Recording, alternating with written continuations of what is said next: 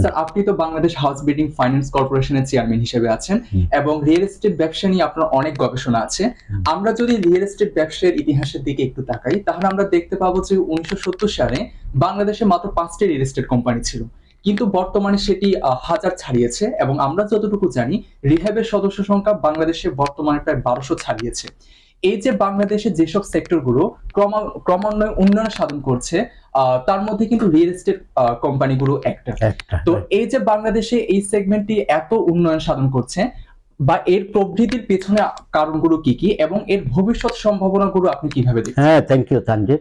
ঠিকই আপনি বলছেন, রিয়েল এস্টেট সেক্টর এটাকে আমরা বলি দিই the mother of all sector, মানে অন্যান্য সব সেক্টরের মা।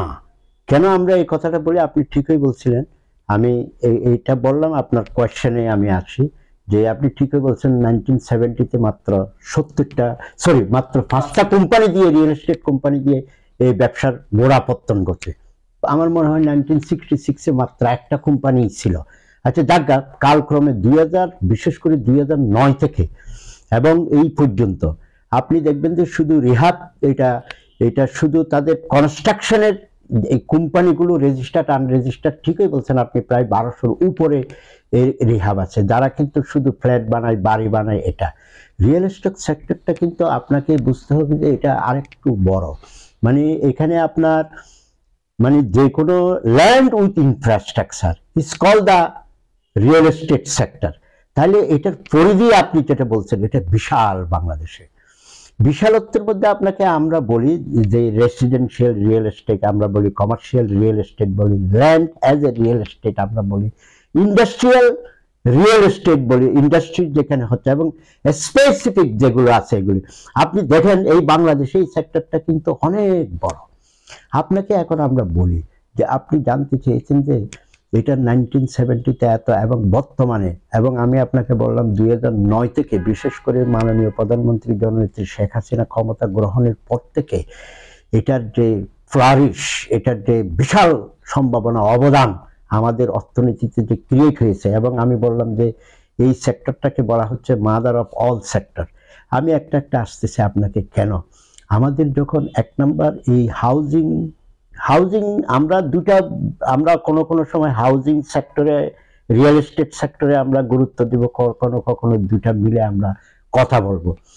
আমি বলি আপনাকে 2009 থেকে এই যে যখন এই দেশের আমাদের এই সরকারের, বিশেষ করে আমি বলবো যে ভিশন 2021 এবং আমাদের যে যত ধরনের এই যে এসডিজির বাস্তবায়ন 2030-এ আমরা লোয়ার আপার মিডল ইনকাম কান্ট্রিতে যাব, এবং আমাদের যে লক্ষ্য আছে 2041-এ আমরা উন্নত দেশে যাব, স্মার্ট বাংলাদেশে। এই সমস্ত লক্ষ্যকে কেন্দ্র করে বিশেষ করে 2009 থেকে ইনফ্রাস্ট্রাকচার ডেভেলপমেন্ট, বাংলাদেশের ইনফ্রাস্ট্রাকচার ডেভেলপমেন্ট হওয়ার কারণে, এবং 100টা স্পেশাল ইকোনমিক জোন এবং টোটাল ডেভেলপমেন্ট জাংশনে পরিণত হওয়ার কারণে আমাদের, আমি এক নাম্বার পয়েন্ট বলবো যে আমাদের এই সেক্টরটা, এই রিয়েল এস্টেট সেক্টরটা বুমিং, বিশাল এটার গ্রোথ হয়েছে। এবং এটার গ্রোথ এমন, শুধু এটাকে যদি অ্যালোন যদি হিসাব করি যে রিয়েল এস্টেট সেক্টরটা, তাইলে এটার কিন্তু বিশাল একটা অবদান কিন্তু অর্থনীতিতে আছে। আমি কিন্তু আপনাকে এটা হয়তো পরে বলবো। আপনি দেখেন এই সেক্টরের যে সমস্ত জিনিসগুলি বুমিং, এটা একটা কারণ। 2 নম্বর কারণ হচ্ছে যে আরবানাইজেশন। আপনি দেখবেন যে রুরাল এরিয়া থেকে আরবানে লোকের যে ঢল আমাদের নামতেছে, আমরা এটাকে বলতেছি এখন কিন্তু অ্যাজ এ 40% লোক, মানে অফ দ্য টোটাল জনসংখ্যার আরবান এরিয়াতে বসবাস করে। আমাদের আপনি সিটি এবং টাউন মিলে 505টার মতো আছে, এখানে 40% লোক এখানে থাকে। 2050-এ এটা দেখবেন যে এই লোক সংখ্যা কিন্তু 50% এখানে আসবে। তাইলে আমাদের এই রিয়েল এস্টেট সেক্টরটা বুমিং হওয়ার আরেকটা কারণ হচ্ছে যে আমাদের মানে আরবানাইজেশন, ঠিক আছে। 3 নম্বরটা হচ্ছে যে এই রিয়েল এস্টেট সেক্টরটা আমাদের আরেকটা হচ্ছে যে দেশের মানে পার ক্যাপিটা ইনকাম। আপনি দেখবেন যে একজন লোকের কিন্তু 30% থেকে 40% তার হাউজিং এ ঘর বাড়াতে খরচ করতে হয়। এটা হচ্ছে যে আরেকটা বুমিং হওয়ার কারণে আপনি দেখবেন যে আমাদের এই টোটাল রিয়েল এস্টেট সেক্টরটাকে যদি আপনি 3টা টায়ারে যদি ভাগ করেন, মানে 1 নম্বর টায়ারটা হচ্ছে যে হাই ইনকাম লেভেল। আপনি দেখবেন যে হাই ইনকাম লেভেলে মানে লেস দেন 3% আমাদের থাকে লোক এই সেক্টরের, এবং তারা তাদের ডিমান্ড হচ্ছে লাক্সারি অ্যাপার্টমেন্ট, এবং লাক্সারিতে যতগুলো আছে এই জিনিসগুলি তারা কি করে তাদের ডিমান্ড। 2 নম্বর হচ্ছে মিডল ইনকাম এই হাউস হোল্ড, যারা ওদের হচ্ছে যে 12 থেকে 15% কিন্তু এখানে লোকজন আছে। লোয়ার মিডল ইনকামতে আছে যে আমাদের মানে লার্জেস্ট সিটি, আপনি 3% এখানে যদি 15% বাদ দেন, 15, 3, 18, আর 82% হচ্ছে লোয়ার মিডল ইনকাম। এদের কিন্তু আমাদের দেশের অর্থনৈতিক উন্নয়ন যখন শাঁ করে পার ক্যাপিটা ইনকাম যখন বেড়ে যাচ্ছিল, আমাদের 2007-এ বাজেটের পরিমাণ ছিল 67,000 কোটি, 7-8 বা 67,000, এখন মানে এটা 10 গুণ বাড়ে, এটা 6 লক্ষ মানে 7,61,685 কোটি টাকার মতো হয়েছে। এই যে অর্থনৈতিক যে উন্নয়ন, এই উন্নয়নের সাথে সাথে কিন্তু আমাদের লোকের কিন্তু মানে ইনকাম লেভেল বেড়ে গেছে। তার মানে দেশের অর্থনৈতিক উন্নয়নের সাথে আমাদের হাউজিং এর অথবা রিয়েল এস্টেট সেক্টরের উন্নয়ন সবচাইতে কি মানে ওতপ্রোতভাবে জড়িত। আরেকটা কারণ হচ্ছে এই রিয়েল এস্টেট সেক্টর সারা পৃথিবীতে এই যে অনেক বুমিং, তার কারণ হচ্ছে এটা ইনভেস্টমেন্ট ইজ সেফ এবং রিটার্ন সবসময় বেশি। আমি আর একটা ক্লু দিই আপনাকে, এই ইনভেস্টমেন্টটা এত বেশি লিঙ্কেজ, নিরাপদ। আপনি দেখবেন যে সবসময় সারা পৃথিবীতে যত ইনফ্লেশন রেট আছে এটার উপরে রেট অফ রিটার্নটা থাকে, এটা নিশ্চিত। এটা এই সমস্ত কারণে বিশেষ করে বাংলাদেশের, আমি যে বললাম এই সরকারের উন্নয়নের সমস্ত কলা কৌশল এবং পলিটিক্যাল স্টেবিলিটি, ঠিক আছে, এই 2009 থেকে আমি বলবো যে এই পর্যন্ত, আজকের দিন পর্যন্ত এটা সামহাউ পলিটিক্যাল স্টেবিলিটি। আমাদের ইনফ্রাস্ট্রাকচার, আমি একটা একটা করে আপনাকে যত মেগা প্রজেক্ট দেখাবো, প্রত্যেকটা জিনিস এখানে কি করবে। গত 12 বছরে আপনাকে শুনি রিয়েল এস্টেটের আন্ডারে গ্রেট অফিস মানে শুধু ঢাকাতে আমাদের গত মানে এই এক ডিকেড মানে এক যুগে আপনি দেখবেন যে আমার কাছে হিসাব 1 কোটি স্কয়ার ফিট থেকে 2 কোটি স্কয়ার ফিট হচ্ছে, যেগুলি গ্রেট অফিস মানে কমার্শিয়াল রিয়েল এস্টেট। 1 কোটি মানে 2 কোটি স্কয়ার ফিট আমাদের এটার কি মানে এটার বুমিং হয়েছে। এই সবগুলো আপনি দেখবেন যে বুলফোরা এরকম রিয়েল এস্টেট যারা শুধু ল্যান্ডের ব্যবসা করে, এটাকে ডেভেলপ করে, এটাতে ইনফ্রাস্ট্রাকচার করে, ইন্ডাস্ট্রিয়াল ল্যান্ড দেয়, ওটাতে ইনফ্রাস্ট্রাকচার করে, এই মার্কেটটা পুরোপুরি যোগ করলে কিন্তু হিউজ। আর আপনি যদি শুধু আমরা housing, residential building, real estate sector যদি এটা নিয়ে যদি আমরা কথা বলি, দেখেন পৃথিবীতে এটা হচ্ছে যে অ্যাফোর্ডেবল, সেফ এবং কোয়ালিটিফুল যে হাউজিং, এটা আমি আপনাকে শুধু একটা তথ্য দিই, সারা ওয়ার্ল্ডের ইউএন হ্যাবিটেন্ট মানে ইউনাইটেড নেশনের বসতি, ওরা বলতেছে যে 180 কোটি লোক তারা অস্বাস্থ্যকর এবং ইয়েতে কিন্তু তারা বসবাস করে, মানে আনহাইজেনিক অবস্থায় কিন্তু তাদের বসবাস করে। আর 15 কোটি লোক সারা বিশ্বে হোমলেস আছে। আপনি জানেন আমেরিকাতেও আছে হোমলেস লোক আছে 15 কোটি, এবং তারা বলতেছে যে এই পর্যন্ত 3 বিলিয়ন মানে 300 কোটি লোক, 40% of the total global population, they need the money adequate মানে তার হেলথ কোয়ালিটিফুল মানে আমাদের ঘরের দরকার আছে 2030 সালের মধ্যে কত 300 কোটি লোকের।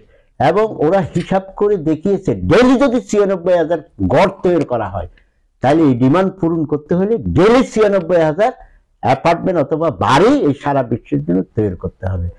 এবং এগুলো তো আমাদের আসতে হবে, আমাদের যে এসডিজি আছে এটার উপর, হ্যাঁ মানে এই যে টাউন আমাদের, হ্যাঁ এই সমস্ত জিনিসগুলো কিন্তু এটা। এবং বাংলাদেশে আপনি দেখেন এই রিয়েল এস্টেট সেক্টরটাকে যদি আমরা হাউজিং সেক্টরে যদি, আমি আপনাকে অলরেডি বলছি যে আরবানাইজেশন ঢাকায় যেভাবে হচ্ছে, মানে অল দ্য টাউন 505টা টাউন এবং মানে সিটির কথা আমি আপনাকে বললাম, এখানে যেভাবে লোকজন আসা শুরু হচ্ছে এবং করতেছে, আমাদের সারা একটা হিসাব আছে যে আইএফসি করছে, ইন্টারন্যাশনাল ফাইন্যান্স কর্পোরেশন, ওরা হিসাব করছে 85 লক্ষ হাউজিং এ এখন আমাদের শর্টেজ আছে।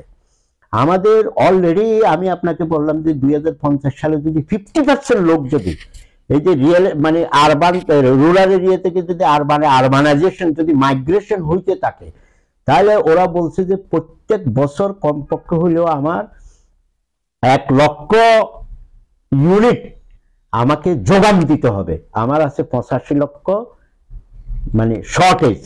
1 লক্ষ করে যদি এরকম পপুলেশন যদি আসে, তাহলে 1 লক্ষ করে ফ্ল্যাট বাড়ি আমার লাগবে। আমার বর্তমান ডিমান্ড আছে কিন্তু 7 থেকে 8 লাখ, আমার কি আছে 8 লাখ ইউনিটের কিন্তু ডিমান্ড আছে। তা আপনি যদি এগুলিতে কিন্তু আমরা সাপ্লাই দিতে পারতেছি 25-30 হাজার, হ্যাঁ, এরকম এখানে কিন্তু বিশাল একটা গ্যাপ এখনো রয়ে গেছে। এটি ইনভেস্টমেন্ট এবং এই সেক্টরকে এই সরকার, আমি কিন্তু আপনাকে এই যে গ্রোথের কারণগুলি বলতেছে এবং এখানে প্রসপেক্ট আছে গ্রোথের মধ্যে, আমি আপনাকে বলছি সরকার কিন্তু এই সেক্টরটাকে যাতে মানে সব শহরে যাতে সমান সুযোগ সুবিধা যাতে গড়ে ওঠে, এটার জন্য কিন্তু রিয়েল এস্টেট সেক্টরের কিন্তু আপনার মনে করেন যে সবগুলো কিসের এই যে ট্যাক্স বলেন এটা বলেন সব জায়গায় কিছু না কিছু সুবিধা দেওয়া হয়েছে। আর আমি আপনাকে বললাম রেট অফ রিটার্ন, তাহলে এই কথাগুলো সম্ভাবনাটা এখন আপনি দেখেন, আমি যে বললাম 85 লক্ষ ইউনিট আমার কিন্তু শর্টেজ আছে হাউজিং এর, 7-8 লাখ কিন্তু ডিমান্ড আছে, আমরা সাপ্লাই দিতে পারতেছি 25,000-30,000 মানুষের এই ইনকাম ধারাবাহিকতা। আমাদের কোভিডে কিন্তু কিছুটা আমাদের এটা কিন্তু কিছুটা আমরা বলবো যে এখানে ডিমান্ড মানে সাপ্লাইটা বা ডিমান্ডটা এর মধ্যে একটু ডাউন হয়ে গিয়েছিল, কিন্তু আবার কিন্তু কি এখন আবার এটাকে এখন বৈশ্বিক কারণে জিনিসের দামপত্র বাড়ানো সত্ত্বেও কিন্তু রিয়েল এস্টেট সেক্টর হয়তো এখানে তো অনেকগুলি মানে সেক্টরের ডিফারেন্ট আছে, সবগুলোতে কিন্তু কোনো না কোনোভাবেই কিন্তু এটার ডিমান্ড বেড়ে চলতেছে। এই জন্য আমি আপনাকে অনেকগুলি কথা বললাম যে গ্রোথের যে কারণগুলি বললাম, একই কারণে কিন্তু এটার ভবিষ্যতে এটার কিন্তু হিউজ পোটেনশিয়ালিটি আছে আমাদের। এবং এই পোটেনশিয়ালিটি আমি বললাম 1 নম্বর এটা সেফ ইনভেস্টমেন্ট, 2 নম্বর এটা ইনফ্লেশনের উপরে লাভ করে সবসময়, এটা অনেক কারণে এটা মানে খুব লাভজনক বলে। রিয়েল এস্টেট ব্যবসা তো হচ্ছে বাংলাদেশের অর্থনৈতিক উন্নয়নের যেসব স্তম্ভগুলো আছে তার মধ্যে একটি, এবং আমরা দেখতে পাচ্ছি যে বর্তমানে কিভাবে দিনকে দিন এই সেক্টরটা গ্রো করছে। তো এর ফলে আমরা জানি যে যে কোনো একটি সেগমেন্ট বা যে কোনো একটি ক্ষেত্র গ্রো করার মানে হচ্ছে এর সাথে সংযুক্ত আরো অনেক কিছু গ্রো করে। তো এখন আমি যদি এই সেক্টরটির কথা বলি, তাহলে এই সেক্টরটির ডেভেলপমেন্টের সাথে সাথে এর সাথে যেসব সেক্টরগুলো আছে বা সেগমেন্টগুলো আছে, যেমন আমি কর্মসংস্থানের কথা বলতে পারি, আমি দারিদ্র হ্রাসের কথা বলতে পারি, কিংবা আর্থসামাজিক উন্নয়নের কথা বলতে পারি, সর্বোপরি হচ্ছে আমি বাংলাদেশের অর্থনৈতিক সাফল্যের কথা বলতে পারি।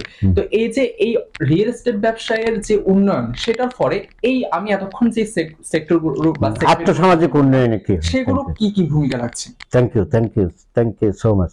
আমি বলি আপনাকে আমাদের এই রিয়েল এস্টেট সেক্টরটা আমি আপনাকে বলি মানে ইন্ডিভিজুয়াল বা ফ্যামিলিগতভাবে এটা কিভাবে কন্ট্রিবিউট করে। এটা মানুষের যখন একটা আবাসস্থল, আমি বিশেষ করে হাউজিং এবং টোটাল সেক্টর নিয়ে বলতেছি, বিশেষ করে হাউজিংয়ে বলতেছি, একজন লোকের যখন একটা ভালো শেল্টার থাকে, গুড হাইজেনিক, আমি আপনাকে বলি প্রথমে তার মধ্যে একটা স্বস্তি আসে, সুখ আসে। 2 নম্বর হচ্ছে যে তার এখানে কিন্তু স্বাস্থ্য খরচ, কিন্তু তার স্বাস্থ্যগত ব্যাপারটা কিন্তু স্বাস্থ্যের যে খরচ ফ্যামিলি এটা ড্রাস্টিক্যালি কমে যায়। ভালো জায়গায় সে অ্যাডিকুয়েট একটা অ্যাফোর্ডেবল হাউজিংয়ে থাকার কারণে ছেলে মেয়ে ফ্যামিলি তাদের যে লেখাপড়া আছে এগুলিতে কোয়ালিটি ইমপ্রুভ করে এবং তার মানে তার চাকরির এটাকে স্থায়িত্ব দেয়, অনেক কিছু কিন্তু তার ইন্ডিভিজুয়াল লাইফে এটাকে ফ্লোরিশ করে, যার কারণে এই ফ্যামিলিটা যে একটা ভালো কোয়ালিটি ঘরের মধ্যে থাকে তার কিন্তু স্বাস্থ্য, শিক্ষা, চিকিৎসা আপনাকে সব বললাম সবগুলিতে একটা গুণগত পরিবর্তন আসে। 2 নম্বরে আপনি যেটা বললেন আমি আপনাকে এই যে এটা সামাজিক উন্নয়ন যদি ধরেন গেলেন, অর্থনৈতিক উন্নয়ন, আমি আপনাকে বলছি এই রিয়েল এস্টেট সেক্টর অথবা হাউজিং সেক্টর, এই সেক্টরের মধ্যে বাংলাদেশে যদি 300-400 যদি সেক্টর থাকে, সবগুলো কিন্তু এটার ইম্প্যাক্ট আছে। আমি আপনাকে বলতে চাচ্ছি এটা ইম্প্যাক্টটা এরকম বলে আমরা ডাইরেক্ট, ইনডাইরেক্ট, ইনডিউস। ডাইরেক্ট হচ্ছে হাউজিং সেক্টর মানে রিয়েল এস্টেট সেক্টর ইটসেলফে কন্ট্রিবিউট করতেছে জিডিপিতে। মনে করেন গত 2023-এ এটা 7.93%, আগে 4-5% এরকম ছিল, কোনো এক সময় 1% ছিল, 7.93%। এটা direct contribution to the GDP. আপনি যদি ধরেন যে এই সেক্টরটার উপর নির্ভরশীল এই সেক্টরকে মাল সাপ্লাই দেয়, 300-400 ইন্ডাস্ট্রিয়াল সেক্টর আছে, শিল্প আপনি জড়িত।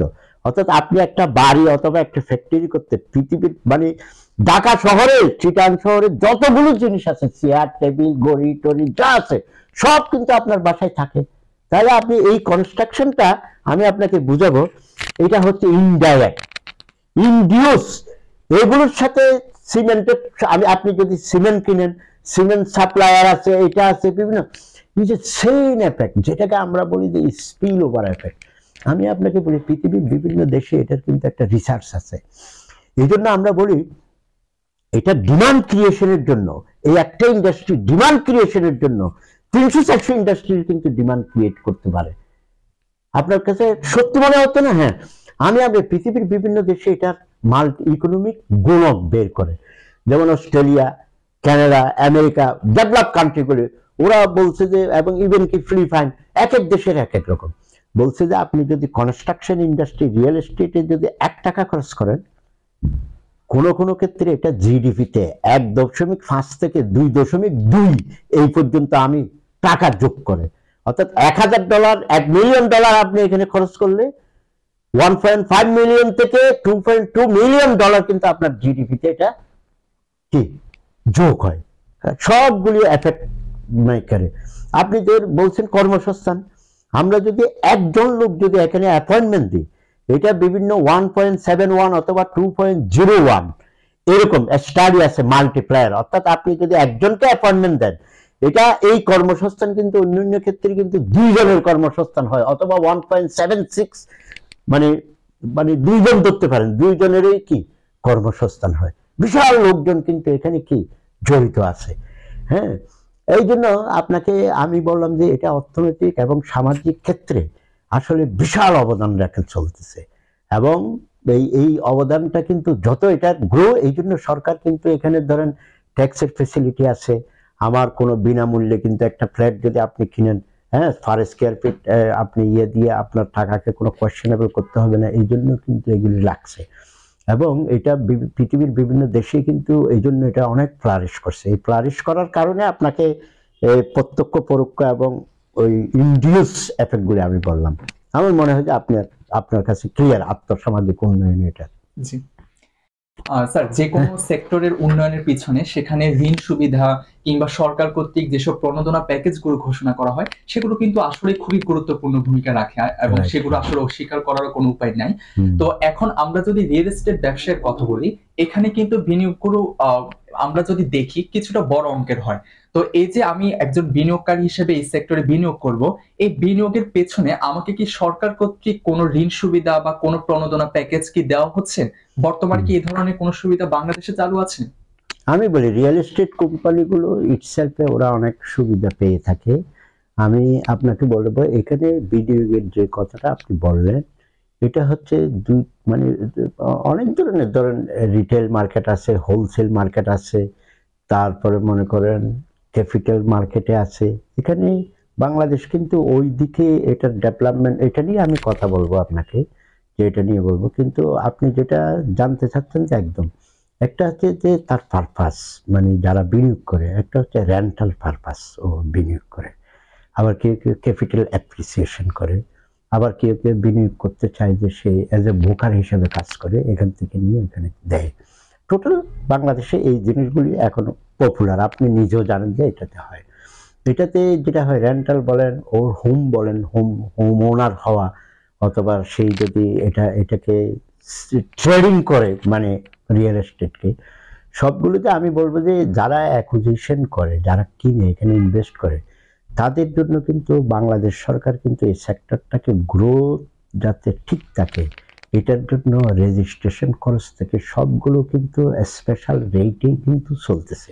কিছুদিন আগে একবার বেড়ে দিয়েছিল রেজিস্ট্রেশন, আবার কিন্তু এটা কমাই দিছে, মানে ডবল করে ফেলছিল, আবার সিঙ্গেলে নিয়ে আসছে। আবার হচ্ছে ইনকাম ট্যাক্স আইনে কিন্তু এটা ফ্ল্যাটগুলো বা ল্যান্ডগুলো, এই যে এখানে গেইন ট্যাক্স দিলে আর এখানে পার স্কয়ার ফিট দিলে সরকার কিন্তু এগুলোতে কোনো ধরনের টাকা যদি এখানে বিনিয়োগ হয় এটা নিয়ে কোনো কোয়েশ্চেন করে না, আপনি নিজে জানেন এগুলির সুবিধা। ব্যাংক এবং আর্থিক প্রতিষ্ঠানগুলি তাদের পোর্টফোলিওর একটা অংশ, বিশেষ করে আমি বলতে পারি আমাদের হাউস বিল্ডিং ফাইন্যান্স কর্পোরেশন, আমরা কিন্তু এই ধরেন 25 বছর মেয়াদি পর্যন্ত লোন দিই এবং প্রায় বাংলাদেশে ধরেন 1 লাখ কোটি টাকার কাছাকাছি কিন্তু হাউজিং সেক্টরে, শুধু হাউজিং সেক্টরে আমি বলবো যে লোনের পোর্টফোলিও আছে। তবে প্রাইভেট ব্যাংকগুলো সব জায়গায় কিন্তু এনজিও থেকে আরম্ভ করে যতগুলি ফাইন্যান্সিয়াল ইনস্টিটিউশন আছে কেউ না কেউ কোনো না কোনোভাবে কোনো না কোনো পদ্ধতিতে কিন্তু এইগুলি ঋণ দিয়ে থাকে এবং অথবা তাকে বিনিয়োগের অংশ দিয়ে থাকে তার এই ব্যবসাগুলি করার জন্য। ডেভেলপমেন্টকে ওরা লোন পায়, সবাই তো লোন পায়। তবে আমাদের সাথে সরকারের এটার সাথে ডিফারেন্স হচ্ছে যে আমাদের রেটটা মোটামুটি কমফোর্টেবল, কোনো হিডেন কস্ট নাই, আর ব্যাংকে ট্যাঙ্কে গেলে ওদের ডিউরেশনটা কম, ওরা অনেক 20-25 বছর ওরা একসাথে দিতে পারে না। এটা হচ্ছে একটা দিক। তারপরের দিকটা কি বলবো, আপনি দেখবেন যে এই লোন পেনিট্রেশনটা কিন্তু বাংলাদেশে কম।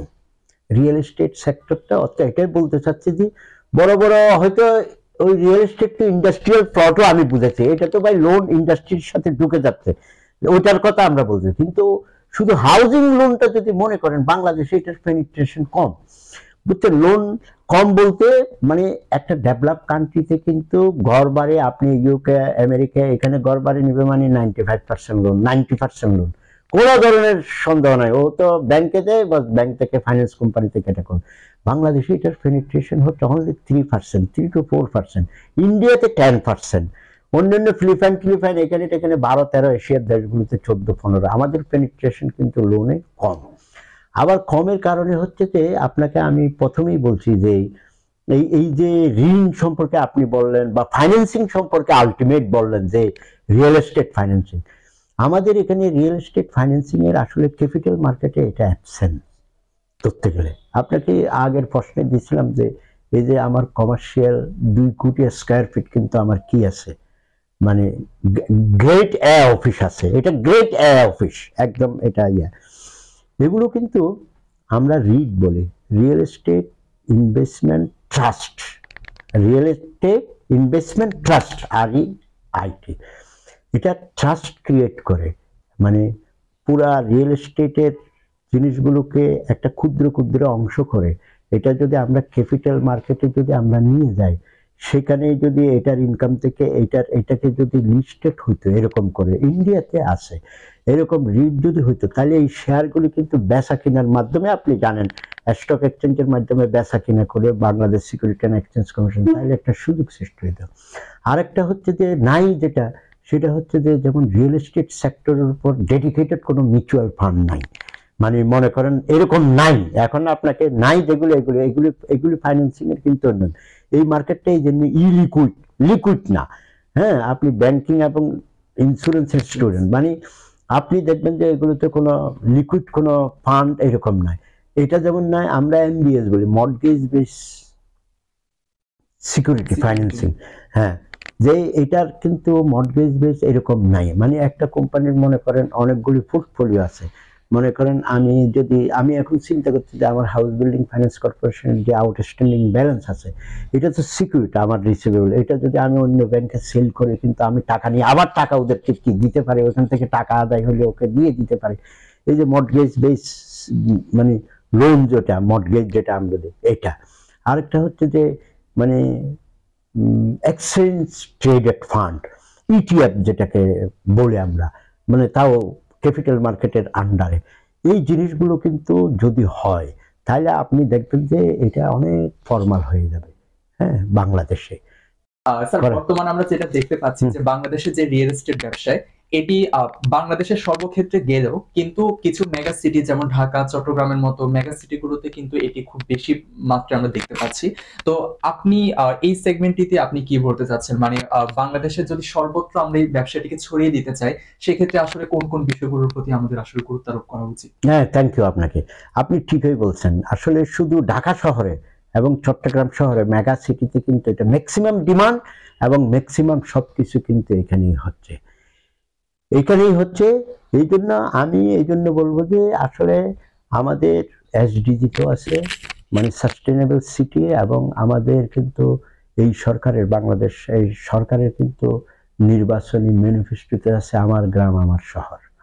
আমার মনে হচ্ছে সরকার এই যে আপনাকে বললাম যে অবকাঠামোগত সমস্ত কিছু যদি তৈরি করে, মাইগ্রেশনটা যদি সামহাও যদি স্টপ একদম না হলেও রিডিউস করতে পারে, তাহলে আপনি দেখবেন যে আরবান রুরাল এরিয়াতে, বিশেষ করে ভেরি রুরাল আরবান এরিয়াতে, মানে এইগুলিতে কিন্তু বিশাল বিশাল কিন্তু জনসংখ্যা কিন্তু এখানে একত্র হবে এবং সমস্ত সুযোগ সুবিধা যদি দেয়, ঢাকা শহরে যত সুযোগ সুবিধা আছে তার সব সুযোগ সুবিধা যদি একটা পৌরসভা লেভেল, একটা মানে সিটি কর্পোরেশন লেভেলের অথবা এরকম টাউনশিপ যেখানে আছে উপজেলা লেভেলে, এইগুলো যদি দেওয়া যায় এবং মাইগ্রেশন যদি স্টপ হয়, রিডিউস হয়, তাহলে আপনি দেখবেন যে সারা বাংলাদেশে এটা হয়ে যাবে। আরেকটা হচ্ছে, যদি আমাদের এখন যেভাবে নেটওয়ার্ক হচ্ছে ঢাকার সাথে, আপনি 2041-এর আগে বাংলাদেশে কমপক্ষে 12টা রুট হবে উত্তর দক্ষিণ পূর্ব পশ্চিম।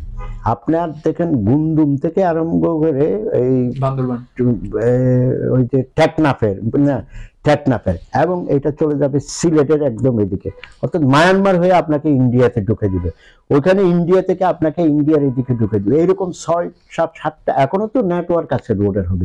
এই নেটওয়ার্কগুলি যখন হবে, অর্থাৎ পুরো ঢাকাটা উইথিন 6 আওয়ার্সের মধ্যে পদ্মা সেতু যখন এটা চলে আসবে, তখন কিন্তু আপনার কি হবে, মানে সবগুলো আমার মাইগ্রেশন কমে যাবে এবং সব জিনিসগুলোতে এখানে গড়ে উঠবে। আপনার কথাই ঠিক, কিন্তু ভবিষ্যতে কিন্তু এটা এরকম ঘটতে যাচ্ছে। সম্ভব। ঠিক আছে। বর্তমানে আমরা দেখতে পাচ্ছি যে আর্টিফিশিয়াল ইন্টেলিজেন্স বা যেটাকে আমরা কৃত্রিম বুদ্ধিমত্তা বলি, আমরা সব ক্ষেত্রে কিন্তু এই এআই এর প্রযুক্তির যেসব যে বিষয়গুলো সেগুলো কিন্তু আমরা প্রয়োগ দেখতে পাচ্ছি। তো এখন আমি যদি রিয়েল এস্টেট ব্যবসায়ের কথা বলি, এই ব্যবসাটিও কিন্তু খুবই গ্রো করছে। তো ভবিষ্যতে আমরা যদি এআই এর প্রযুক্তির বিষয়গুলো যদি রিয়েল এস্টেটে প্রয়োগ করতে চাই, সেক্ষেত্রে আসলে এটি কতটুকু সম্ভব বলে আপনি? না, আমি বলি আপনাকে সিম্পল বলি, আমি একটু আগে আপনাকে বলছিলাম যে ইনভেস্টমেন্টের ধরনটা যদি ক্যাপিটাল মার্কেট বেস হয়, সেখানে যেমন আমি রিট বললাম আপনাকে, মিউচুয়াল ফান্ড বললাম, আর অন্যগুলি তো বলছে, আমাদের ট্রেডিশনাল ইনভেস্টমেন্ট তো এগুলি বলছি। তারপরে মনে করেন এই MBS, market base, mortgage base security, এগুলি অনেকগুলি কথা বললাম না। এগুলো যখন যাবে তখন কিন্তু ব্লক চেইন আমার লাগবে। প্রত্যেকটা আপনি দেখবেন যে একটা অ্যাপার্টমেন্টকে আমি পার স্কোয়ার ফিট ভাগ করে এটার একটা শেয়ার বানাই, হয়তো এটা বিক্রি হবে কেমন, তাহলে সেখানে কিন্তু আর্টিফিশিয়াল ইন্টেলিজেন্স বলেন, আমার আইওটি বলেন, সবগুলো কিন্তু প্রযুক্তিগুলি কিন্তু ওইখানে ব্যবহার হবে। এবং এই প্রযুক্তিগুলো এখনো কোনো জায়গায় সবগুলি যদি ইনফরমেশন অ্যাসিমেট্রি যদি ভালো হয়, তাহলে আর্টিফিশিয়াল ইন্টেলিজেন্স দিয়ে মানে কখনো আপনি বিনিয়োগ করতে গেলে অথবা কোনো কনস্ট্রাকশন করতে গেলে আপনার সব জায়গায় যত টেকনোলজি আছে এবং ডিজিটালাইজেশন আছে, এগুলো কিন্তু সমস্ত ব্যবসার প্রতিটা ক্ষেত্রে, আমি আপনাকে শুধু লোন নেওয়া থেকে বিনিয়োগ করা থেকে এটা বলবো না, এটার ইনিশিয়েশন কিনা থেকে একদম শেষ পর্যন্ত এই ব্যবসাটা হ্যান্ড ওভার করে আপনি পুরো ব্যবসা চালানোর মধ্যেই কিন্তু আপনার সমস্ত স্মার্ট টেকনোলজি কিন্তু অনেক আছে, যেগুলো কিন্তু এটা ব্যবহার করা যায়। মানে স্পেস ম্যানেজমেন্ট কিভাবে করবেন, একই স্মার্ট ফ্ল্যাট কিভাবে করবেন, যেখানে অফিস করবেন, থাকবেনও, অফিসও করবেন, সুন্দর লাগবে, ফ্লেক্সিবিলিটি থাকবে, এগুলি সব কিন্তু টেকনোলজি আমাদেরকে করে দিবে। এটা নিয়ে কিন্তু অনেক কথা বলা যায়, আপাতত এটা এখানে। রিয়েল এস্টেট ব্যবসার ক্ষেত্রে আমরা যেটা দেখি যে এখানে আমি চাইলে হাউস বিল্ডিং এ বিনিয়োগ করতে পারি, আমি রোড কনস্ট্রাকশনে বিনিয়োগ করতে পারি, কিংবা সিটি প্ল্যানিং এ আমি বিনিয়োগ করতে পারি। তো আমি যদি যেহেতু এখন 2024 সাল চলছে, আমি যদি রোড কনস্ট্রাকশনটা বাদ দিই, তার বাকি যেসব ক্ষেত্রগুলো আছে রিয়েল এস্টেট ব্যবসায়, আপনি ওই ক্ষেত্রগুলো থেকে কোন ক্ষেত্রটিকে 2024-এ বিনিয়োগের জন্য সবচেয়ে উপযুক্ত মনে করছেন? শুনুন, টোটাল রিয়েল এস্টেটে প্রতিটা এখন আমাদের আমরা যদি সেকেন্ডারি মার্কেটে যদি এখন যাইতো, মানে বিশেষ করে হাউজিং এবং এই কমার্শিয়াল বিল্ডিং যেগুলো আছে, এগুলো কিন্তু এখন আমার মনে হচ্ছে সামনে যোগ আসতেছে যে এগুলোতে কিন্তু মানে প্রাইমারি বিনিয়োগ হয়ে গেছে। এখন এগুলি সেকেন্ডারি মার্কেটে এসে এগুলি যদি লিকুইড করা যায়, হস্তান্তরযোগ্য হয়, তাহলে কিন্তু এগুলি সেল করে মানুষ যদি সাধারণ মানুষ থেকে যদি সেল করে টাকাগুলি পায়, তাহলে কিন্তু আবার মানুষ ফ্ল্যাট এবং রেসিডেন্সিয়াল, তার মানে আমি আপনাকে বুঝাতে চাচ্ছি যে ইজি ফাইন্যান্সিং যদি হয়, স্মুথ ফাইন্যান্সিং, এটার এই রিয়েল এস্টেট সেক্টরের একটা অসুবিধা হচ্ছে, সেটা হচ্ছে যে আপনাকে দীর্ঘমেয়াদী অপেক্ষা করতে হচ্ছে টাকার মানে টাকার জন্য। এই জন্য আমরা বলবো যে এই সেক্টরটাকে যদি টোটাল ক্যাপিটাল মার্কেটে ইলিকুইড মার্কেট থেকে লিকুইড মার্কেটে আনার জন্য যদি কেউ যদি কারিগরের হিসাবে কাজ করে, বিনিয়োগ করে, এটাই কিন্তু সবচাইতে 2024 সালের স্মার্ট বিনিয়োগ হিসাবে পরিণত হবে। স্যার, কেনিয়াতে আমরা যেটা দেখেছি যে তারা চার্টার সিটি নামে একটি প্রকল্প গ্রহণ করেছে, যেখানে হচ্ছে তারা ছোট যেসব সিটিগুলো আছে তাদের দেশে, সেখানে কি খুবই পরিকল্পিত এবং ব্যালেন্সড একটা ডেভেলপমেন্ট তারা করেছে, যে একটি সিটির মধ্যে হচ্ছে আপনার হাউস বিল্ডিং থেকে শুরু করে লোন ফেসিলিটি, প্রপার ইনফ্রাস্ট্রাকচার, সবগুলো সুবিধা হচ্ছে সেখানে অ্যাভেলেবল থাকবে। এখন আমি যদি বাংলাদেশের কথা বলি, বাংলাদেশের ক্ষেত্রে চার্টার সিটির বিষয়টি আসলে বাস্তবায়নের ক্ষেত্রে আপনি কতটুকু সম্ভাবনা দেখছেন? আমি বলি আপনাকে, মানে খুব চমৎকার কোয়েশ্চেন হয়েছে, কেমন, আমি আপনাকে এটার ব্যাকগ্রাউন্ড বলি। আমাদের সরকার এবং সবাই আমরা একটা জিনিস কিন্তু রিয়েলাইজ করি, আমাদের দেশে কিন্তু প্রায় 18 কোটির মতো মানুষ, আমরা মানে অত্যন্ত পৃথিবীর 8ম ঘনবসতি এরিয়া কিন্তু না, 8ম পপুলাস কান্ট্রি এবং ঘনবসতিপূর্ণ কান্ট্রি। আমাদের এখানে কিন্তু জায়গা সেভ করা, কিন্তু এটা প্রধানমন্ত্রীও বলে, সবাই বলে 1 ইঞ্চি জায়গাও খালি রাখবেন না, কিন্তু অপরিকল্পিতভাবে যাতে আমরা কোনো কিছু না করে। এই অপরিকল্পিতভাবে কোনো কিছু না করার মাধ্যমে কিন্তু আপনি যেটা সিটি বললেন, স্মার্ট সিটি বললেন, অথবা চার্টার সিটি বললেন, এইগুলি কিন্তু চলে আসে। এখন এগুলি যখন চলে আসে, তাহলে আমরা ভার্টিক্যালি আমরা কোনো জিনিস না করে আমরা এখন হরিজেন্টালি করি। আমরা যখনই হরিজেন্টালি, আমরা এই দিনও আমরা বলতে গেলাম যে গ্রিন বিল্ডিং এ বা এনভায়রনমেন্ট ফ্রেন্ডলি বিল্ডিং এ আমরা যদি এখানে যাই, এখানে অনেকগুলি কন্ডিশন থাকে, সেই কন্ডিশনটা হচ্ছে এনভায়রনমেন্ট বা গ্রিন, এই কনসেপ্টটাই যদি আপনি নেন, সেখানে কনসেপ্টে বলা আছে যে আপনি আপনার অ্যাপার্টমেন্ট এক জায়গায় কনসেন্ট্রেশন হবে উপরের দিকে, আমি আপনাকে শুধু উদাহরণ, এবং যেখানে হবে এটা একটা স্মার্ট সিটি রূপান্তর হবে। অর্থাৎ এখান থেকে ওয়াকিং ডিস্টেন্সে আপনি বাজার, স্কুল, মানে এটা যত প্রয়োজনীয় আপনি কি বললেন না, সব জিনিসের কাছাকাছি প্রক্সিমিটি থাকে। এটাকে গ্রিন বলে এই জন্য, কারণ হচ্ছে 10 মাইল দূরে যদি থাকে, আপনি তো গাড়ি চালায় যাইতে হবে, গাড়ির তেল ফুললে কিন্তু এটা আর গ্রিন হলো না। অর্থাৎ আপনার মুভমেন্ট, আপনি যেখানেই চাকরি করেন এখানে আসলেন, যাতে আপনার মুভমেন্টগুলি যাতে approximate to the super market, যত এসেনশিয়ালিটি আছে সবগুলি, যতগুলি অফিস বললেন, এটাতে আসে। বাংলাদেশ অটোমেটিক্যালি সরকারের যে আমার গ্রাম আমার শহর, এগুলি আপনি যে কথাগুলি বলতেছেন এগুলি আছে। এবং বিশেষ করে রিয়েল এস্টেট সেক্টরে আমার জানা মতে পদ্মার ওই পারে একটা গভর্নমেন্ট বিরাট কয়েকতলা অফিস আছে, আমি যাইনি, এবং গাজীপুরের ওইদিকে আছে। ওই এলাকার যত দলের গভর্নমেন্ট অফিস আছে সবগুলো কিন্তু এক জায়গায় নিয়ে আসছে আপনার মতো। এখানে আপনি সিলেন্টের অফিস আছে, আমার 2 জায়গায় 2টা হাউস বিল্ডিং এর অফিস আছে, সরকারের যতগুলো সেবা ধরনের দেয় এক বিল্ডিং মধ্যে এরকম করতেছে, এবং সরকারের এটা কিন্তু পরিকল্পনা আছে। এই জন্য বললাম যে আপনার কোয়েশ্চেনটা চমৎকার। প্রত্যেকটা সিটিতে এরকম একটা বিল্ডিং হবে, গভর্নমেন্ট সবাইকে এটা ভাড়া দিবে, সেখানে ট্যাক্স অফিস, সেটা যত গভর্নমেন্ট সার্ভিস আছে সবগুলি বাড়িয়ে দেবে। এটা অলরেডি বাংলাদেশে এই কনসেপ্ট অলরেডি চালু হয়ে গেছে। আমরা যদি চায়নার দিকে তাকাই সেক্ষেত্রে কিন্তু আমরা দেখতে পাই যে তাদের রিয়েল এস্টেট ব্যবসাটা কিন্তু খুবই বড়। এটাও ঠিক যে তারা দেশ হিসেবে অনেক বড়। এবং আমরা যদি আরো বিভিন্ন দেশের কথা বলি, যেমন আমি ইউএস এর কথা বলতে পারি, ইউকে এর কথা বলতে পারি, প্রত্যেকটা দেশে কিন্তু এখন রিয়েল এস্টেট ব্যবসাটা অনেক উন্নতি করছে। বাংলাদেশও যথেষ্ট উন্নতি করেছে, যেটা আমরা প্রথমে বলেছি। তো এখন আমি যদি বাংলাদেশের রিয়েল এস্টেটের সাথে ওইসব উন্নত দেশের রিয়েল এস্টেটের তুলনা করি, সেক্ষেত্রে আপনি কি বলবেন? আমি শুধু বলবো যে আপনাকে অ্যান্সারটা আগে দিয়েছি। আমাদের আসলে মর্টগেজ মার্কেট যেটা বলে, ওদের এখানে পেনিট্রেশন হচ্ছে 88-90%।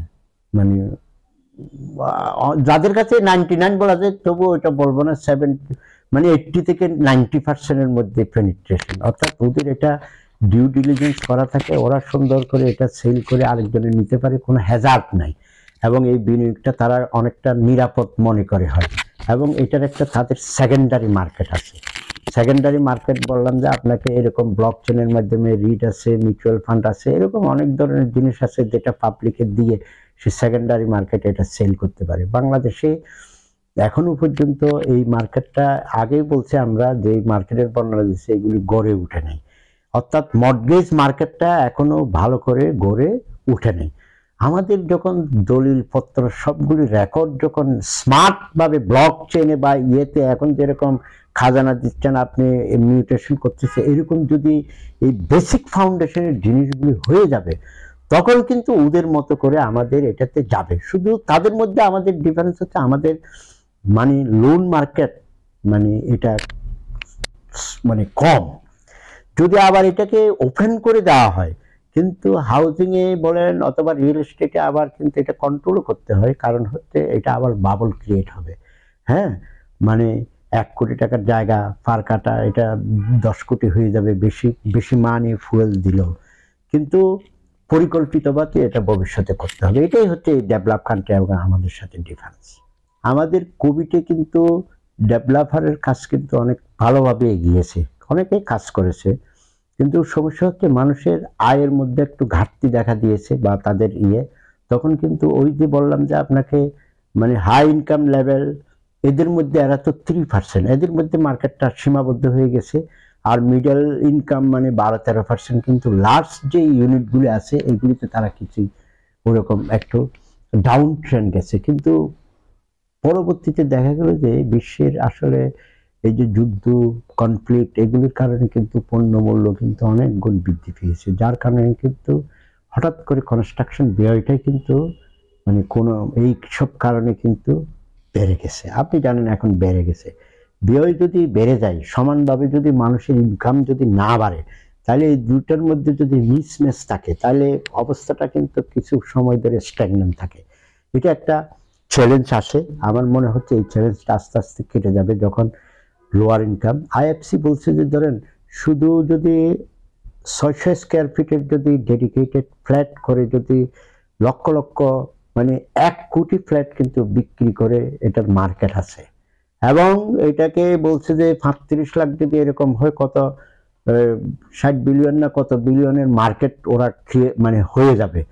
তবে এইটা কিন্তু আমাদের এই বিশ্ব যুদ্ধের আগে এটা এস্টিমেট করা। আমার মনে হয় যে এই ধরনের ফ্ল্যাটগুলির কিন্তু বিশাল সম্ভাবনা মার্কেট আছে, যদি কেউ 600 স্কোয়ার ফিটের এইরকম। তারপরে যেটা বলতে চাইছিলাম যে আরেকটা হচ্ছে যে আমাদের আরেকটা চ্যালেঞ্জ আসে, সেটা হচ্ছে এই চ্যালেঞ্জগুলো একই ধরনের, সেটা হচ্ছে লিমিটেড ল্যান্ড। আমাদের ল্যান্ড কিন্তু খুবই লিমিটেড, কারণ আমাদের জায়গা কম, মানুষ অনেক বেশি। তাহলে আমাদেরকে চুজ করতে কিন্তু অনেক সতর্ক করে করতে হয়। 3 নম্বর হচ্ছে আমার ইউনিফর্ম যদি রাজুক বলেন অথবা সিডিএ বলেন, এগুলি ডেভেলপমেন্ট যে অথরিটিগুলো আছে, এগুলোর কিন্তু অনেকগুলি অনুশাসন কিন্তু আমরা মানতে পারতেছি না অথবা কমপ্লায়েন্স থাকে না, যার কারণে কিন্তু এটাতে একটু উভয় পক্ষের মধ্যে একটু হয়রানি বা এগুলো থাকে। আরেকটা চ্যালেঞ্জ হচ্ছে যে কি, এটা আমি বললাম এইটার ইনভেস্টমেন্টের খুবই ভালো, খুবই লাভজনক, কিন্তু এটা অনেক দিন ধরে কি ইনভেস্টমেন্ট আটকা পড়ে থাকে, মানে সেকেন্ডারি কোনো মার্কেট নাই। মানে আপনি এটা করলেন, এটাকে ব্লক চেনের মাধ্যমে টোটাল পার স্কয়ার ফিট করে যদি ট্রাস্ট গঠন করে যদি আপনি যদি এটা সেল করে টাকা চলে আসেন, তারপর আরেকটা এই অসুবিধাটা আছে আপাতত। এগুলো আমরা দেখতেছি। আরেকটা হচ্ছে যে অনেক সময় তারা ডেভেলপাররা যদি নির্দিষ্ট সময়ে যদি কাজ শেষ না হয়, আর গভর্নমেন্টের ইনফ্রাস্ট্রাকচারগুলি যত বেশি দ্রুত হবে তত বেশি আমার রিয়েল এস্টেট সেক্টর কিন্তু কি হবে।